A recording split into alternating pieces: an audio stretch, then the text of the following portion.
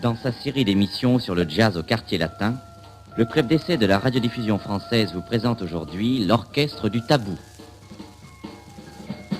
Ah, si j'avais 1 franc 50, j'aurais bientôt 2 francs 50. Ah, si j'avais 2 francs 50. J'aimerais devenir un grand poète. Et les gens me mettraient plein de lauriers sur la tête. Mais voilà, je n'ai pas assez de goût pour les livres, et je songe trop à vivre. Et je pense trop aux gens pour être toujours content de n'écrire que du vent.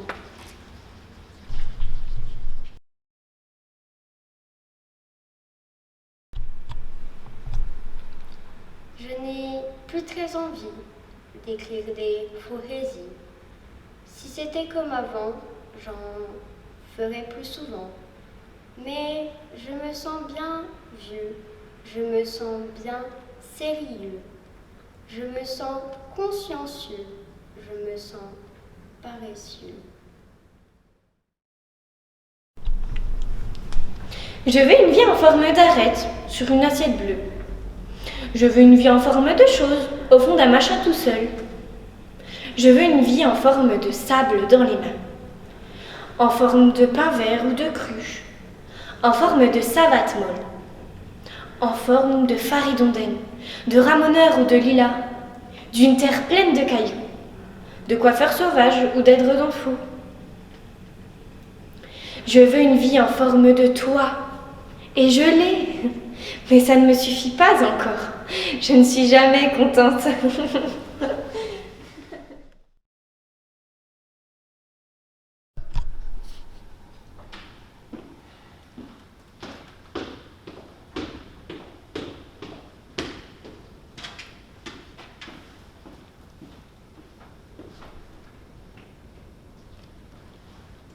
Monsieur le Président, je vous fais une lettre que vous lirez peut-être si vous avez le temps.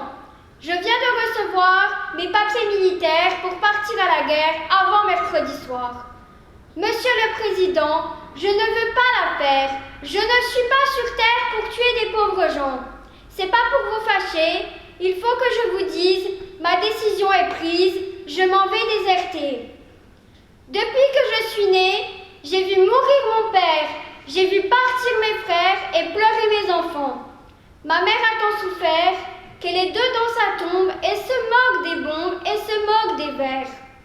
Quand j'étais prisonnier, on m'a volé mon âme, on m'a volé ma femme et tout mon cher passé.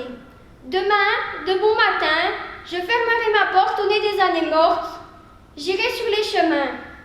Je mendirai ma vie sur les routes de France, de Bretagne en Provence, et je dirai aux gens: refusez de la faire, refusez d'obéir, n'allez pas à la guerre, refusez de partir. S'il faut donner son sang, allez donner le vôtre. Vous êtes bon apôtre, Monsieur le Président. Si vous me poursuivez, prévenez vos gendarmes que je n'aurai pas d'armes et qu'ils pourront tirer.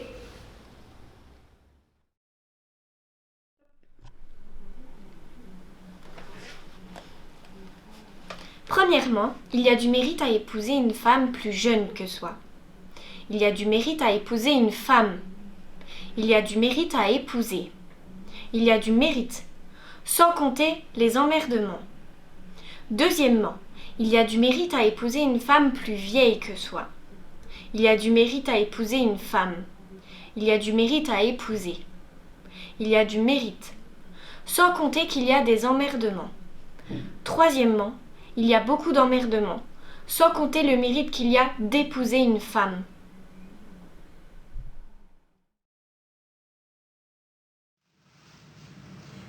Si les poètes étaient moins bêtes et s'ils étaient moins paresseux, ils rendraient tout le monde heureux pour pouvoir s'occuper en paix de leurs souffrances littéraires.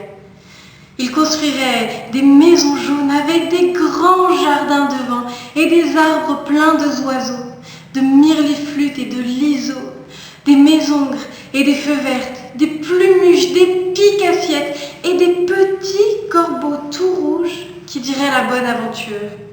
Il y aurait de grands jets d'eau avec des lumières dedans. Il y aurait 200 poissons depuis le Crousque au Ramusson.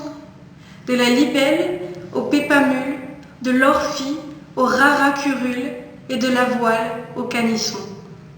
Il y aurait de l'air tout neuf, parfumé de l'odeur des feuilles. On mangerait quand on voudrait, et l'on travaillerait sans hâte à construire des escaliers de forme encore jamais vue, avec des bois veinés de mauve, lisses comme elle sous les doigts. Mais les poètes sont très bêtes. Ils écrivent pour commencer, au lieu de se mettre à travailler. Et ça leur donne des remords qu'ils conservent jusqu'à la mort, ravis d'avoir tellement souffert. Oh. On leur donne de grands discours et on les oublie en un jour. Mais s'ils étaient moins paresseux, on ne les oublierait qu'en deux. Zoé avait un zèbre un peu zazou et plein de zèle. Il s'appelait Zizi et zigzaguait en zézayant. Zoé avait un zèbre un peu zazou et plein de zèle. Il s'appelait Zizi et zigzaguait en zézayant. Zoé avait un zèbre un peu zazou et plein de zèle. Il s'appelait Zizi et zigzaguait en zézayant. Zoé avait un zèbre un peu zazou et plein de zèle. Il s'appelait Zizi et zigzaguait en zézayant. Zoé avait un zèbre un peu zazou et plein de zèle. Il s'appelait Zizi et zigzaguait en zézayant.